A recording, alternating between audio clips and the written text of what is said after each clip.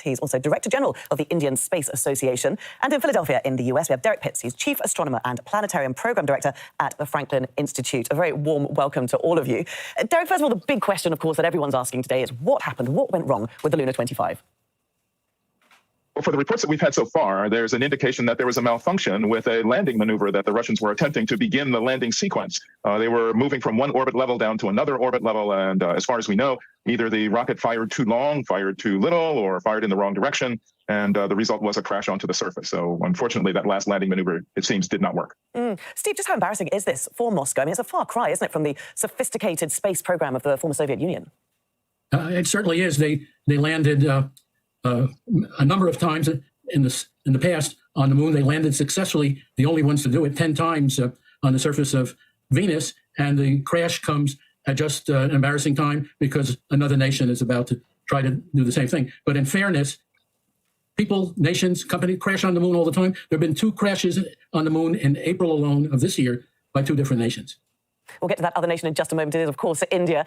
Steve, why do you think at this particular time it might have happened? Do you think we should be looking at geopolitical reasons? We should be looking at the state of Russia's economy, the Ukraine war, all of these issues? Do you think they play into Russia's space program?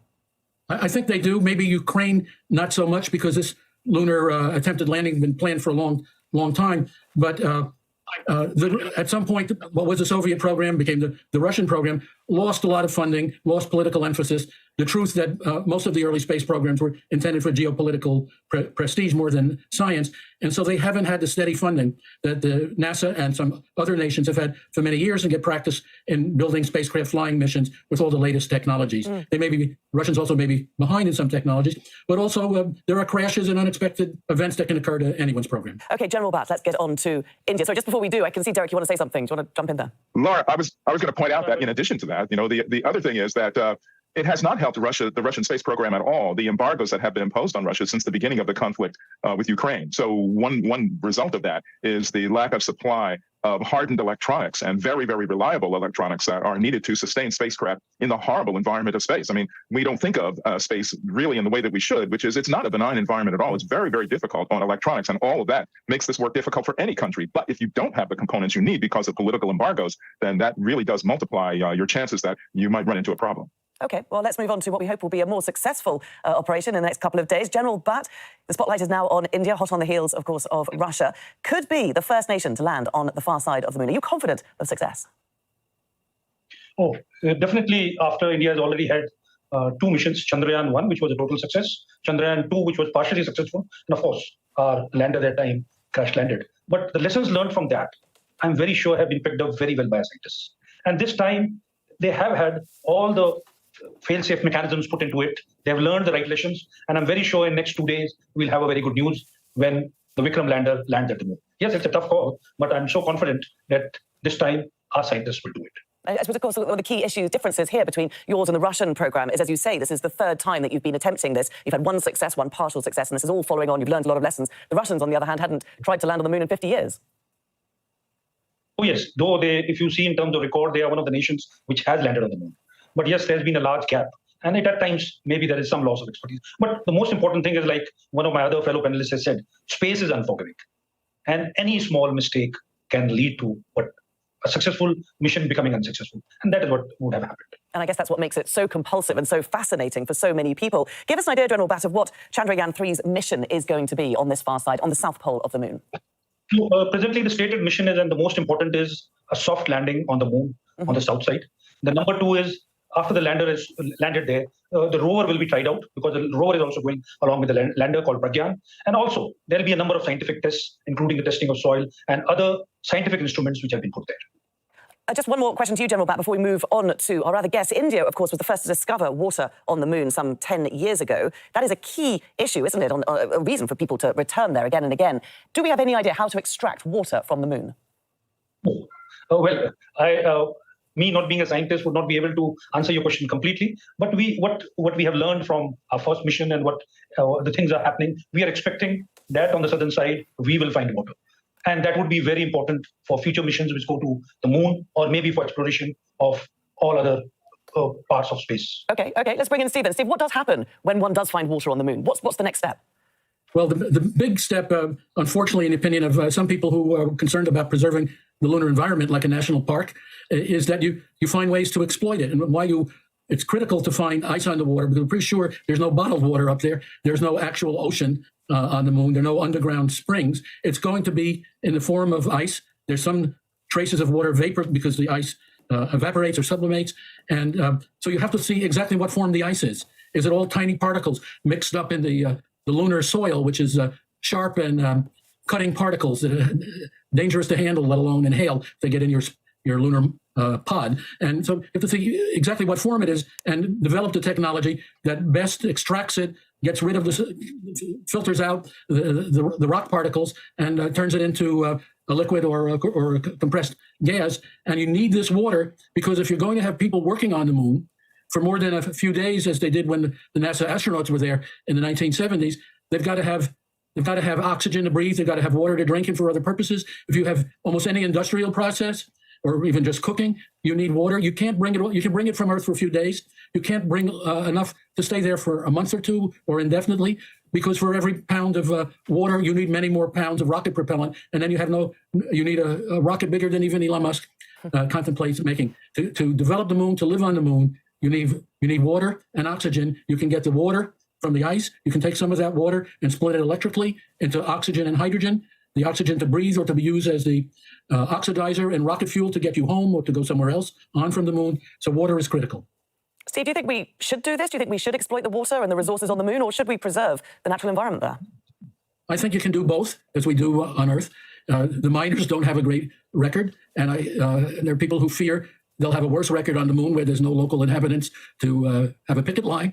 But it's almost inevitable. It may start because of political rivalry, but there are also resources there. One of the things hasn't been mentioned is the helium-3. That's a heavy and rare isotope of the gas helium. It's apparently present in abundance in the lunar soil, where it's been trapped from the solar wind that beats down on the moon continuously. It doesn't beat down on the surface of the Earth because it's deflected by the radiation belts, our magnetosphere. Helium-3 is, many physicists consider, the ideal fuel for future nuclear fusion plants that might solve the energy problem on Earth if we survive the climate problems in time. Right.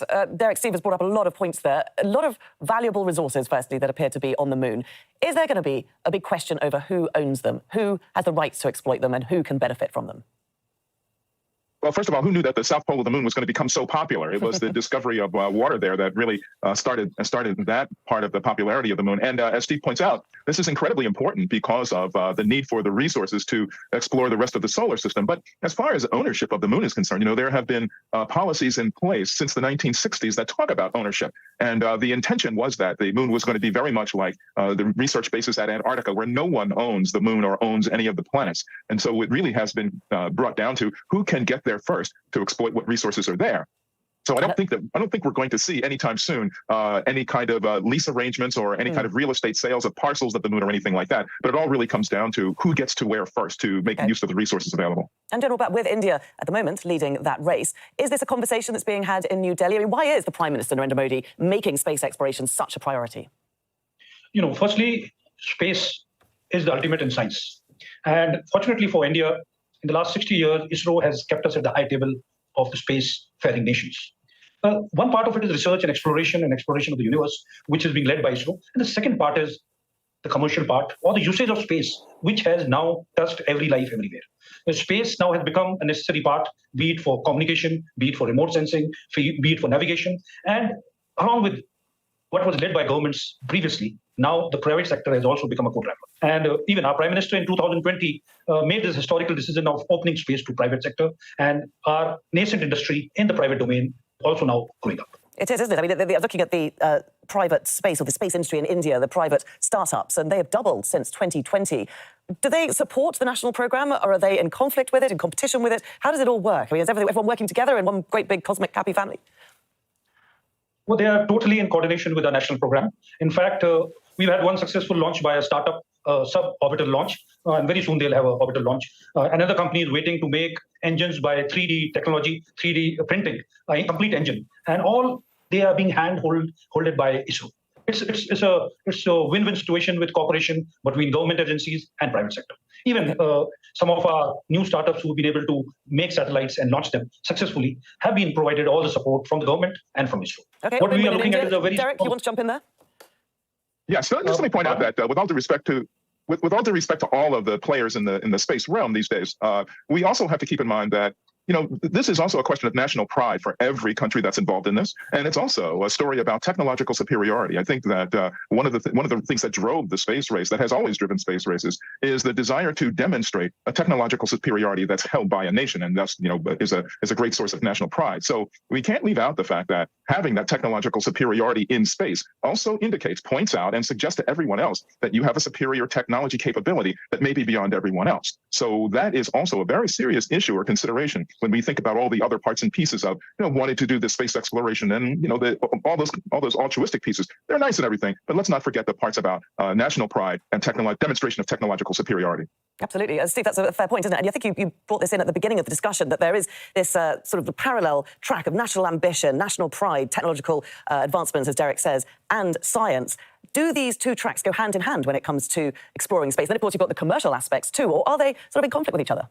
There are individual. Obviously, there's no more important, in some sense, satellite launcher than the private company SpaceX, because it launches more satellites than every year than everybody else on Earth put together. I think they don't launch more rockets than China, but they launch rockets every week with dozens of satellites on board. You get to the moon, and nobody owns the place you're landing. Nobody owns the place you're exploiting. Everybody else has the right to land on there.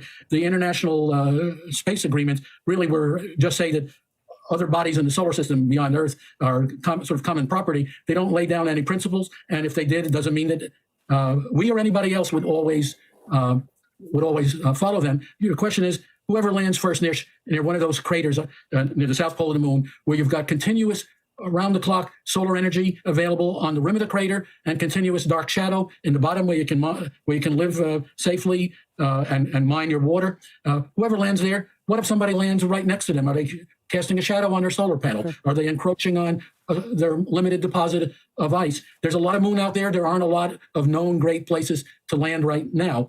And let's say that everybody's there in safe places, not interfering with each other in terms of the land they're exploiting. What about communications with back to Earth? What about keeping time? Time runs faster on the moon than the same clock on the Earth. That's a problem that we're beginning to worry about, to coordinate things. What about relaying communications? Does everybody have to have their own relay satellites orbiting the moon and interfering with the radio telescopes, which astronomers hope will be put on the backside of the moon, which offers a unique opportunity to explore the early universe and listen in on planets of other solar systems? There needs to be common infrastructure, and how you get that among rival nations and neutral nations and private corporations driven by stockholders who may be benign or greedy. There's a lot of human problems to be solved, as I think Derek was indicating. Absolutely. And Derek, I just want to get in here before the discussion. We run out of time for the discussion. Where's the US in its space program? Why are we not seeing America, NASA, trying to land on the south side of the moon? Well, that is where we're heading. The Artemis program that NASA has now undertaken and is, a third of the way into it for building new rocketry and building new capsules to land on the moon, is planning to do its next lunar orbits in 2025, I think it is. And so they have plans to have boots on the moon in just a few years right after that. So they have a program, NASA has a program set up, a program working and operating that plans to return people to the moon. In fact, whenever you talk to NASA about this, the one thing they always say is that in this year, 2025, 26, or 27, we're going to land the first woman and the first person of color on the moon. So this is their mantra about getting back to the moon. But I think the other thing that we should point out here are two aspects of this that are, critically important going forward.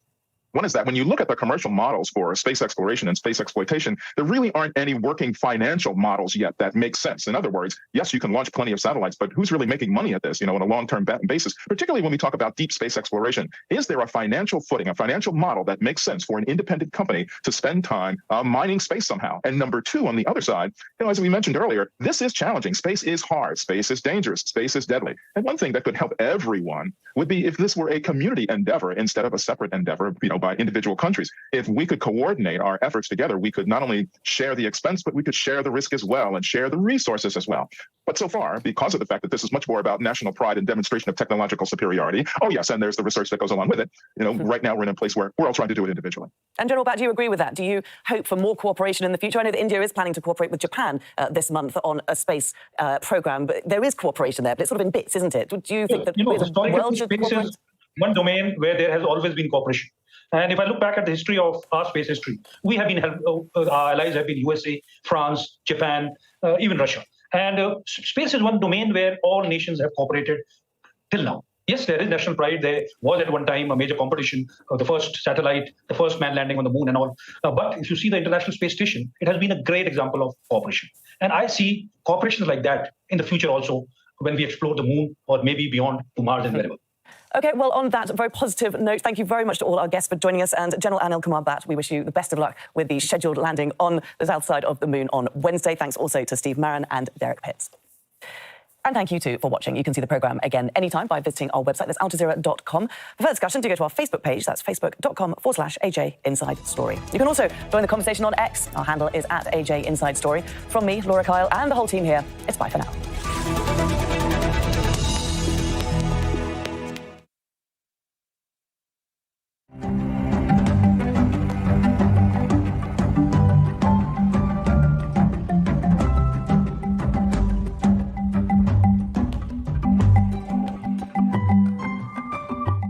Sporting superstars, scaling heights, smashing targets. But with success comes a chance to make a difference. I felt that it was important that I give back. It was part of what I had to do. I had the opportunity to understand that my journey is bigger than me, and I can actually create meaningful change with my platform if I choose to do so. Generation Sport, a new series coming soon on Al Jazeera. Facing realities. Is the UN fit for purpose, or like many critics say, it's just obsolete and doesn't get anywhere near enough done for the amount of money that is poured into it? Hard-hitting interviews. Do you think that the reliance on Russia is enough for Mali to go on its own and build its army? Thought-provoking answers. For centuries, people have been taking care of art, so I have every confidence that future generations will do it as well. Hear their story on Talk to Al Jazeera. Huge reserves of lithium, used in electric batteries and vital for reducing our reliance on fossil fuels, lie beneath the vast Andean salt plains. A unique ecosystem that indigenous communities are desperate to protect from a mining boom. People in Power asks, is it possible to extract the metal without causing an environmental catastrophe? Argentina's white gold on Al Jazeera.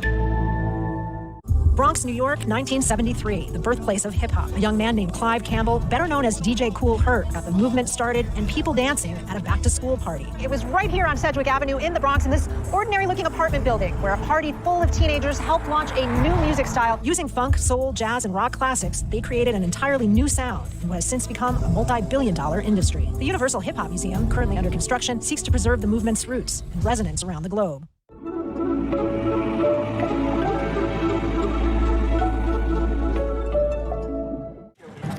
It's election day in Zimbabwe. The economy, jobs and education are top of voters' minds.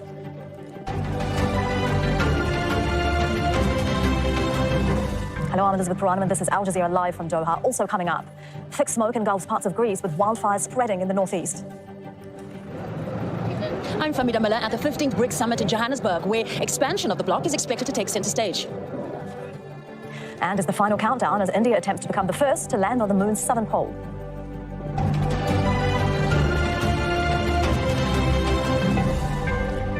We begin in Zimbabwe, where people are voting in presidential and parliamentary elections. President Emmerson Mnangagwa is seeking a second five-year term.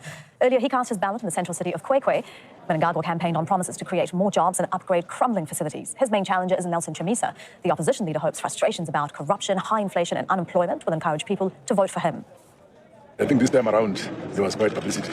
And most of our people, even the younger generation, are very interested to cast their vote, because I've seen in the media that, for the first time, we wanted to show that we also have rights to make our decisions. It's very good. Harry Matasa reports from outside a polling station in Harare. Some polling stations opened on time across the country, others didn't because of logistical issues. This is an open field in Harare, and several polling stations have been put up. Election officials say to make the process smoother so people won't have to wait in line longer than they have to. What happens is when someone gets here, they check to make sure their name is on the voters roll. It's a long list, so sometimes it can take someone a couple of minutes to find their name. When they find their name, then go to the particular polling station where they've been designated, and they wait for their turn to vote. This is Mbare Township, one of the oldest suburbs in Harare. It's also one of the poorest and most densely populated. Some of these people who wait in this line live in those apartments, those flats over there, where conditions they are sometimes dire. There are days when there's no running water and no electricity, and because of the cost of living crisis and people are struggling to make ends meet, some families end up sharing one room together to try and cut down costs. It's an example of what life is like here in Zimbabwe, and the economy and the high cost of living is a big issue for voters. Voting day is normally straightforward here. People aren't too concerned about that. It's what happens afterwards. 5 years ago, some opposition supporters felt the results were taking too long to be released, so they started protesting. The army was deployed. Some people were shot and killed. People are hoping that doesn't happen this time around. Of course, another thing people are watching, waiting to see, is the voter turnout. Will people come out and vote? Harry Matasa, Al Jazeera, Harare. Firefighters in northern Greece said they found 18 charred bodies of people believed to be migrants. The victims were discovered in an area often used by asylum seekers crossing into Europe from neighbouring Turkey. Villages were evacuated overnight as wildfires are burning across several fronts. Strong winds and high temperatures are hampering firefighting efforts.